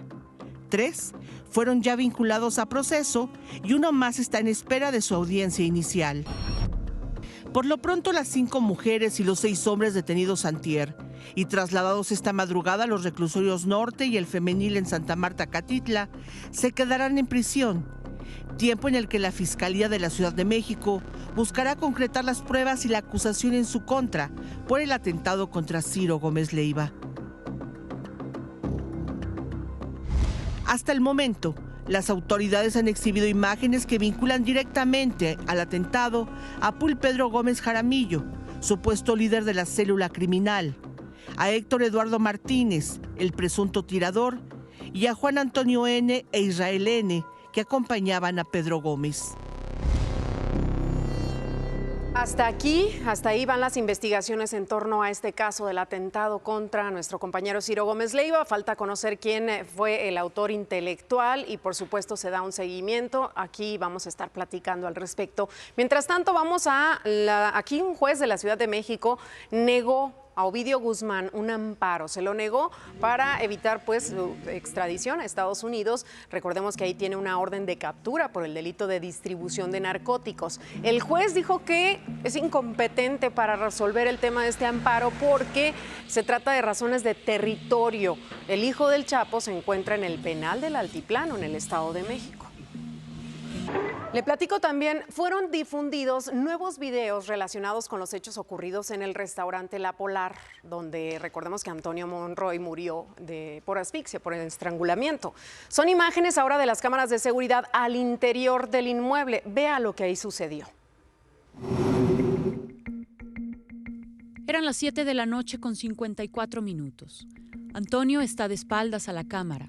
Adriana, amiga de Antonio, es quien al parecer inicia la discusión. Primero le reclama a Antonio, lo toma del cuello y camina en dirección a la otra comensal, quien también va acompañada. La jala del pelo. Antonio se levanta para separar a Adriana. Forcejean. Los clientes de la mesa de al lado intentan controlar la situación. Y es allí cuando aparece el gerente Román Ignacio Torres Ramírez, detenido. Algunos meseros y el jefe de seguridad, Sergio Gama. Por el otro lado aparece el guardia de seguridad privada, Gustavo Gutiérrez, quien se mantiene cerca de la barra mientras el gerente le pide a los dos acompañantes de Antonio y Adriana que se retiren. Siendo las 7 de la noche con 59 minutos, Antonio procede a pagar la cuenta. Adriana continúa discutiendo, esta vez directamente con el jefe de seguridad, Sergio Gama, alias el Chiquilín. A decir de las imágenes, algo reclama. Un empleado de limpieza aparece en escena. Les pide que se hagan a un lado y vemos nuevamente a Adriana discutiendo con Antonio y con el jefe de seguridad. Al parecer la discusión sube de tono porque es ahí cuando Gustavo Gutiérrez, el guardia de seguridad, se acerca. Son las 8 de la noche con 1 minuto. En otra toma de frente, se observa al jefe de seguridad, Sergio, alias el Chiquilín, ya muy molesto, quien reclama a Adriana. El jefe de seguridad la sigue señalándoles la salida. Cuando se dirigen a la salida, Antonio mete la mano en un intento por evitar que Sergio, el Chiquilín, agreda a Adriana. Sin embargo, el Chiquilín continúa reclamando a Adriana y es cuando Antonio le avienta un codazo. Sergio responde, Antonio lo amenaza. La discusión sube de tono. De repente, en medio de la discusión, el jefe de seguridad se quita los lentes, se los entrega al guardia de seguridad. Discute con Antonio, le da un empujón por la espalda y desaparecen. Precisamente un juez de control vinculó a proceso a 2 trabajadores de ahí del restaurante La Polar, Braulio y Óscar. ¿Por qué están detenidos? Bueno, es que la Fiscalía de Justicia de la Ciudad de México los acusó del delito de quebrantamiento de sellos del establecimiento. Entraron a las instalaciones cuando ya estaba resguardado este lugar. Estaban, como le digo, adentro, ya tenían horas de haber clausurado La Polar y bueno, el juez fijó un plazo de 30 días para el cierre de la investigación, así que van a permanecer en el reclusorio norte. Vámonos ahora a Michoacán, porque ahí activistas informaron que se construían 2 colonias para desplazados en el municipio de Cuayaná. Y bueno, cientos de personas han tenido que dejar sus hogares a causa del crimen organizado. No es una zona de guerra, son las casas abandonadas de las familias desplazadas por el crimen organizado. Marcas de balas, muebles destrozados, ventanas y puertas arrancadas, es lo que queda como señal de la violencia que se vive en varias regiones de Michoacán. son cientos de familias las que son obligadas a salir de su lugar de origen. O te vas o te quitan la vida. Amenazaron con que nos iban a matar a todos, a toda la familia, entonces por eso fue que nosotros nos salimos. Nos venimos para acá, en cuanto a él lo enterramos, te matan un familiar, te sacan del lugar, te despojan de tus cosas, no puedes traer ni siquiera tus cosas personales. El municipio de Coahuayana, ubicado en la costa michoacana, se ha convertido en refugio de las familias desplazadas debido a que en ese lugar se les protege a través de la llamada Guardia Comunitaria. Son más de 350 familias conformadas por alrededor de 1,000 personas provenientes no solo de Michoacán, sino de Guerrero y Colima, las que han llegado a este lugar en busca de refugio. Encontramos familias, 3 o 4 familias en una sola casa. Entonces es un tema que nos ha estado pegando mucho. Entonces estamos buscando la manera cómo lograr que se aterrice proyectos para generar más casas. Por iniciativa de los refugiados, pronto se construirá la colonia de La Paz, con características únicas en el mundo, pues aquí habitarán solamente familias desplazadas por la violencia. La colonia es una realidad porque no es de parte del gobierno.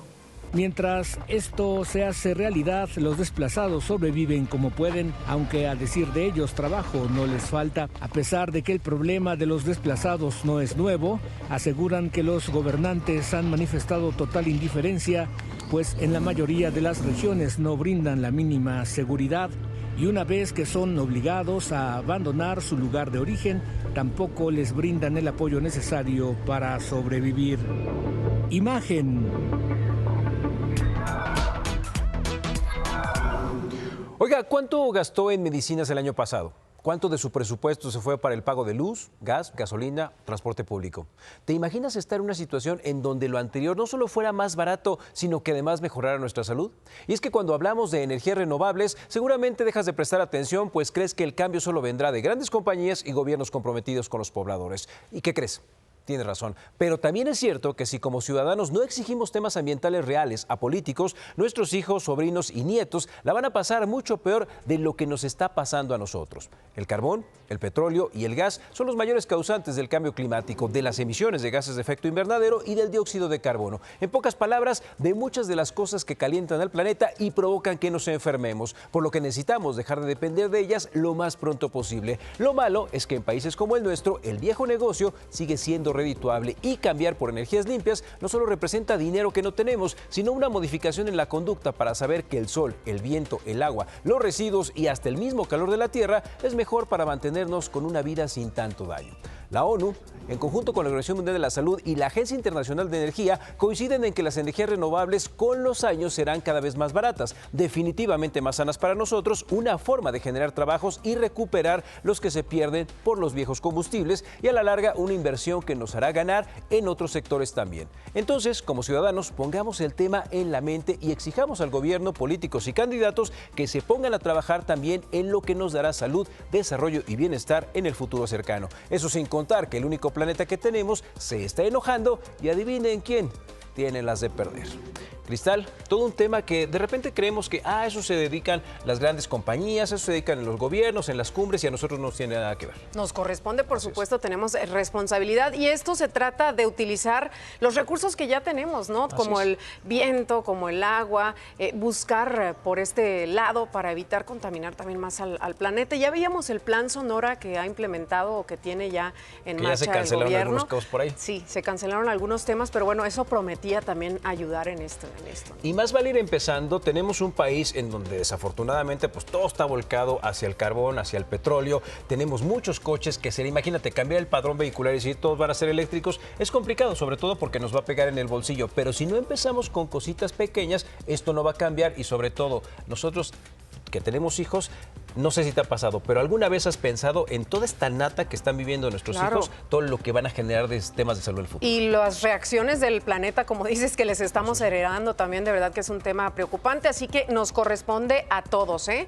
Vamos a leer un poquito acerca de cómo podemos ayudar también nosotros. No sé tú, pero yo no he comprado ningún tiempo compartido en otro planeta, así es que más nos vale cuidar. Exactamente, no tenemos de otra, es el único que tenemos. Pero bueno, vamos a hacer una pausa comercial, mi querido Quique, tenemos todavía mucha información. Al regresar, iniciaron ya las precampañas en en Coahuila y en el Estado de México, pero el idilio morenista, pues ahí está roto el tema, hay nuevas reglas para la venta de cigarros. De todo esto y de mucho más vamos a platicar después de la pausa, no se vaya. Estamos de regreso con las noticias, ya le adelantábamos el viernes, Ricardo Mejía Verdeja anunció a través de su cuenta en Twitter que cedía el cargo, renunció al cargo de subsecretario de Seguridad y Protección Ciudadana. En una carta le agradeció al presidente la oportunidad de servir en el gobierno patriótico e histórico que encabeza y le dijo: he decidido separarme de mi encargo para dedicar todo mi trabajo a la causa de la transformación de Coahuila. Mi estado me reclama, es lo que asegura. En otro fragmento escribió: la Cuarta Transformación es una visión y un compromiso de estado que no se circunscribe a ninguna etiqueta partidista. ¿Qué pasó después de esto? La sorpresa fue después de que renunció Ricardo Mejía, porque confirmó que sí va a ser candidato al gobierno de Coahuila, pero no por Morena, por el Partido del Trabajo. La dirigencia nacional del PT aseguró que desde agosto recibieron la propuesta para que fuera su candidato en esa entidad. Esto fue lo que dijo al respecto Ricardo Mejía Verdeja. Coahuila necesitaba una voz opositora en la elección. No voy a hacer ninguna referencia en esta conferencia a compañeros, no es el momento, pero creemos, por el apoyo amplísimo que tenemos de mucha gente en todo el estado, que la gente quiere una opción genuinamente opositora al bloque conservador. Como dice la canción, lo que pasó, pasó, ya en otros frentes es historia. Si el PRI cree que con esto tiene ganada la elección, se equivoca y se va a llevar una sopa de su propio chocolate. Y empezaron, por supuesto, las críticas justo por este tema de se va a llevar votos al PT que podrían haber sido para Morena, va a afectar estas elecciones, de qué manera, fue un berrinche, por qué tomó esta decisión, porque Guadiana fue el favorito en las encuestas. Bueno, anoche Ricardo Mejía publicó en su cuenta de Twitter que la Cuarta Transformación es una visión progresista de Estado, no circunscrita a ninguna etiqueta partidista, al igual que las otras transformaciones históricas como la Revolución. Es la inclusión y la pluralidad de pensamientos libertarios, dijo, los que le da fortaleza, es del pueblo sin sectarismos. Y, por cierto, como le decía, ya iniciaron las precampañas en el Estado de México y en Coahuila para las elecciones que ya se avecinan. El próximo 4 de junio son. En la entidad mexiquense, la primera en iniciar fue la abanderada de la coalición Juntos Haremos Historia, integrada por Morena, Partido Verde y PT. Ya sabe usted, la candidata Delfina Gómez. Por su parte, Alejandra del Moral, quien encabeza la coalición, va por el Estado de México, que está integrada por PAN, PRI, PRD, además de Nueva Alianza. Y por Movimiento Ciudadano va el senador Juan Cepeda, quien no realizará precampaña porque ese partido contempla que la candidatura se va a definir por designación. Mientras tanto, en Coahuila, la coalición Va por Coahuila, conformada por PAN, PRI y PRD, inició ya su precampaña con el priista Manolo Jiménez, quien fue el ganador de la encuesta interna. Y del lado de la 4T, como le decía ahorita, el precandidato único de Morena es el senador con licencia Armando Guadiana, fue quien ganó en las encuestas. Y bueno, por su parte, como ya le dijimos, Ricardo Mejía dice, bueno, pues no voy por Morena, pero voy por el PT. Por último, el Partido Verde registró una coalición con el partido local Unidad Democrática de Coahuila para tener como precandidato único a Evaristo Lenin Pérez Rivera. Y ahora vamos con nuestro compañero, con mi querido Atalo Mata, hasta la zona de Coajimalpa. Vamos a ver cómo están ahí las tiendas de abarrotes que no pueden exhibir ya las cajetillas de cigarros en sus estantes, ¿verdad, mi querido Atalo? Muy buenos días. Así es, Cristal, ¿cómo estás? Muy buenos días. Buen inicio de semana y pues este anuncio para los fumadores, para que tomen en cuenta que cuando vayan a una tienda de conveniencia o a alguna tienda de abarrotes, al estanquillo de la esquina, pues tomen en cuenta justamente que ya no van a estar exhibidas las cajetillas de cigarros a partir de hoy, 16 de enero, pues mostrarle precisamente a nuestro público que hemos recorrido algunas tienditas. El reglamento de la Ley General para el Control de Tabaco pues ahora será más riguroso que antes. el cual ya ha sido publicado en el Diario Oficial de la Federación. Esto pues se supone que la finalidad de esta modificación legal pues es para que justamente los menores de edad, las nuevas generaciones, pues no se alimenten visualmente, digamos, del fomento al tabaco. Y algunas tienditas, como aquí en Coajimalpa, tú te preguntarás por qué irse a una zona alta, lejana. Pues quisimos buscar precisamente no una que fuera tan céntrica para ver si estas tienditas están también cumpliendo con esta nueva disposición. Y estamos con Luis Velázquez. Luis, ¿cómo estamos? Buenos días. Gracias por recibirnos aquí en tu tiendita. Bienvenidos. En esta licorería donde justamente pues los cigarros, Saúl García nos muestra aquí en un pequeño paneo, pues hay anaqueles con algunos otros productos y aquí tenías más exhibidos todas las cajetillas de cigarros. Las cajetillas de cigarros y más que nada estaban aquí enfrente, pero ya las quitamos para cumplir con la norma, ¿no? Pero pues ahora sí que no nos afecta, porque el fumador a final de cuentas llega. Yo tengo clientes que ya llegan y me dicen, oye, ¿me puedes dar unos cigarros tal? Adelante. O sea, mucha gente ya está bien allá con el dinero, no, ya saben cuánto cuesta. O sea, no es de que, ay, voy a tener mis cigarros exhibidos porque si no, no vendo. No, esto es, ya se va a vender así. Llega el consumidor, me dice, dame tal cigarros. Ah, sí. Y ya, eso es la dinámica de esto. Ya son como clientes cautivos, ¿no? Los que tú tienes. Y por ejemplo, pues él los tiene aquí arrinconaditos. Antes los tenía aquí todos exhibidos, pues ahora ya incluso hasta los encendedores los va a tener que tener pues un tanto escondiditos, digamos, para los chavos y quienes no se les tiene recomendado ni permitido fumar a cierta edad, ¿verdad? Claro. Sí, más que nada para cumplir las normas y eso. Dices, bueno, ya mejor escondemos los cigarros, ya. Pero al final de cuentas puede venir algún supervisor o algo, pues mejor cumplir más con las normas, ¿no? Más que nada esta parte. Ahora, ¿les han advertido a ustedes de parte de las autoridades? ¿Ha habido en algún momento que les haya llegado alguna advertencia? ¿O ustedes pues se enteraron también ya por las noticias o algo así? ¿De qué forma te enteraste tú de que tenías que cumplir con esta norma? Pues más que nada por las noticias también, porque aquí no ha venido ninguna autoridad, pero pues digo, no vamos a esperar a que llegue la autoridad. Al final de cuentas, mejor de una vez y ya nos evitamos problemas con eso, con esa parte. Entonces ya a partir de ahora, pues de esa forma le vas a hacer, ¿no? Y no temes que tus clientes bajen, porque finalmente ya el que fuma y el que sabe y va a llegar directo. Sí, claro, o sea, ya tenemos, como te comentaba, ya tengo clientes que ya llegan, oye, una cajetilla, ¿sí?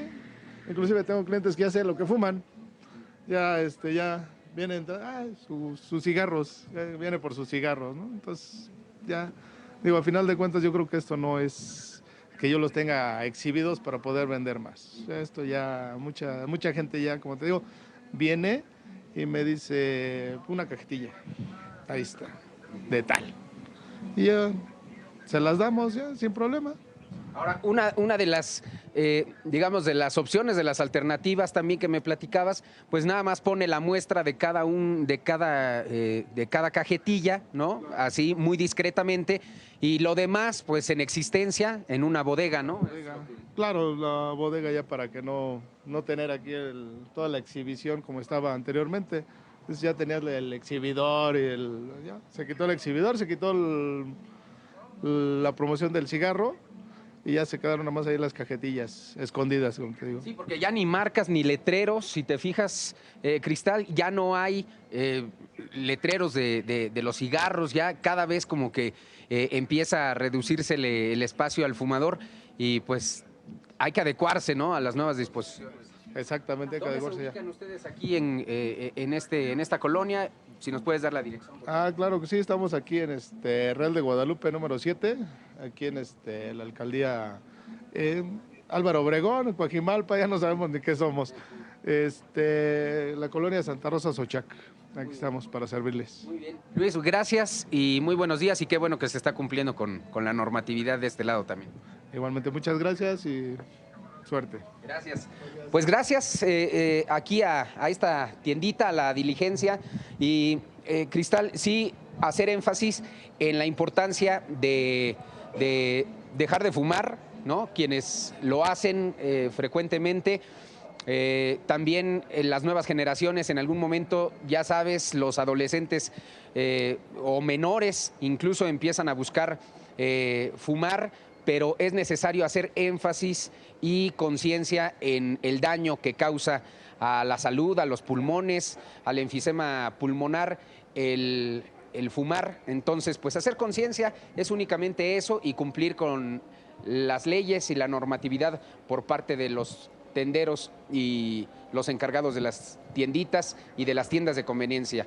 La droga de inicio, mi querido Atalo, y por supuesto, bueno, suponemos que más adelante vendrán algunas multas, no sé, a la gente que no respete, a los comercios que no respeten esta disposición, pero bueno, te agradecemos el reporte. Muchas gracias, mi querido Atalo. Hasta luego, Cristal. Muy buen día. ¿Quiénes son los ganadores y los perdedores esta semana? Vamos contigo, Quique, que está muy bien acompañado. Así es, Cris, hoy es lunes de ganadores y perdedores. Qué mejor que Rodrigo Pacheco que nos diga cómo va a estar este inicio de año, esta cuesta de enero, febrero, marzo, abril. O a ver cómo nos va. Así, a ver cómo nos va. Y sobre todo, Quique, que este 2023 ha comenzado con el fenómeno del superpeso. El viernes, el dólar interbancario se cotizó en 18 pesos con 76 centavos, lo que marca una apreciación de 7.85% con respecto al 13 de enero, pero de 2022, de 5.2% con respecto al 13 de enero, pero de 2021, e incluso una apreciación leve de 0.3% con respecto a 2019 y 2018. Así que sí es extraordinario. Marca una recuperación de 25% con respecto a su nivel más alto del 23 de marzo de 2020, cuando había alcanzado, Quique, te acordarás, 25 pesos. Así es. Justo cuando comenzaba el confinamiento por la pandemia. ¿Quiénes son los ganadores en una coyuntura como esta? En una parte, y sobre todo, y considerando la inflación, ganamos los consumidores, porque de manera directa o indirecta, buena parte de lo que consumimos pues está dolarizado. Es decir, si tú tienes un teléfono, el que tengas, pues no se fabricó aquí y está en dólares. Entonces, bueno, pues eso influye mucho, por supuesto, en los precios. Políticamente, obviamente, el gobierno lo presume. La verdad es que es multifactorial. Evidentemente, el gobierno juega una parte significativa, pero hay otros temas como las remesas, como el Banco de México, como, por supuesto, las exportaciones manufactureras, que obedecen en parte a la confianza que pueda generar un país, pero también, obviamente, al trabajo de muchas personas, las exportaciones agropecuarias. Te diría incluso, pues, lamentablemente, los dólares que ingresan al país por temas de crimen organizado. Son varios factores los que convergen. Obviamente, un marco fiscal prudencial, pues, ayuda, ¿no? Entonces, ¿es un cúmulo de coyunturas o es porque tenemos una buena política financiera? No, es mucha, o sea, por política financiera había que entender, ¿no? Porque la dividirías en política monetaria y política fiscal. La política fiscal es prudencial, digamos, tiene sus zonas de oportunidad. La política monetaria ha sido pues muy positiva, que es la que se encarga el Banco de México, que es totalmente autónomo, independiente del gobierno federal. Es decir, el presidente le podría decir al banco, oye, baja la tasa. Y el banco dice, no lo voy a hacer. Y oblígame. Y entonces, bueno, porque tiene, yo iba a decir el meme, y esto porque tiene autonomía constitucional. Ahora, ¿quiénes son los perdedores? Pues más que perdedores, te diría que los que ganan menos son los exportadores, porque obviamente con un peso tan fuerte, tus exportaciones no son tan competitivas. También, obviamente, las exportaciones agropecuarias, aunque pues la verdad es que México, su gran ventaja comparativa no debiera ser un tipo de cambio débil. Más bien hay otras cosas como la sofisticación en la manufactura, las personas, etcétera. Por otro lado, evidentemente esto ha ayudado, por ejemplo, el famoso nearshoring, que no tiene que ver con una política de México, sino más bien con que Estados Unidos se ha alejado de China y está buscando un socio comercial que le dé pues mucha confianza, mucho respaldo. Y obviamente México tiene su mérito, el gobierno federal ha mantenido esa relación de manera importante.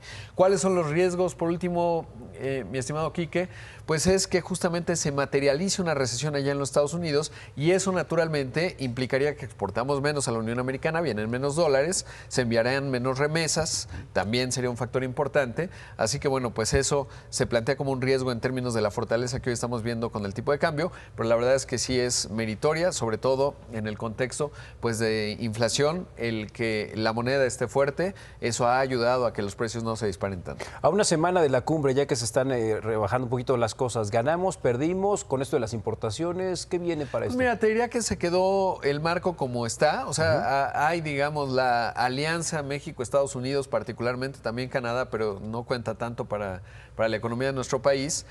Pues se mantienen sus términos. Hay retos, por ejemplo, los paneles de controversia en materia energética, que habrá que observar, pero te diría que no es un gran triunfo, pero tampoco una gran derrota. Nos mantenemos como veníamos. Muy bien, muchísimas gracias, Rodrigo. Gracias. Nos vemos el próximo lunes y ahora vamos con Cristal porque nos tiene mucha información. Vean nada más. Ya miren, otras noticias, médicos residentes mexicanos están sufriendo para ser admitidos y realizar intercambios en universidades de Estados Unidos. ¿Sabe por qué? Debido a la falta de un nuevo refuerzo anti-COVID avalado por la Organización Mundial de la Salud. Pues en nuestro país, por el momento, solo hay dosis cubanas de esta famosa Abdala. Uno de los requisitos para aplicar a una rotación médica, por ejemplo, en la Universidad de Harvard, según su página de internet, es tener el esquema completo con las vacunas anti-COVID autorizadas por la OMS. De acuerdo con estudiantes de medicina y profesores, ha sido imposible para los residentes postular sus candidaturas a rotaciones extranjeras, pues ni siquiera les permite complementar su inscripción por la falta del nuevo refuerzo de la vacuna contra el coronavirus avalado por la OMS, ya sea Pfizer, AstraZeneca, Janssen o Moderna. De verdad, qué frustración no poder continuar con su desarrollo, nada más porque no hay las vacunas que necesitan. Ya estamos terminando el programa del día de hoy. Vaya crisis, ¿no?, que se vive en el metro de la Ciudad de México. Bien complejo. Sí, y la verdad es que es importante dar seguimiento. Nuestros compañeros de Pisa y Corre hoy van a tener más información al respecto. Ellos platicaron con el exdirector del metro sobre esto. Pam, Poncho, muy buenos días, qué gusto saludarles. Buenos días, Cristal. De hecho, va a estar con nosotros para poder platicar sobre todo lo que ha estado sucediendo en los últimos días y tratar de entender de qué tamaño es el problema de lo que se vive en el metro. Crisis económica, crisis técnica, crisis política, bueno, ya nos platicarán más al respecto. Sí, ¿qué está pasando, no? Tendrá que ser un día más o menos festivo por la reinauguración de la línea 12 y bueno, siguen los problemas. Tendremos esto y más aquí en DPC. Muchas gracias. Adelante. Gracias, buen día.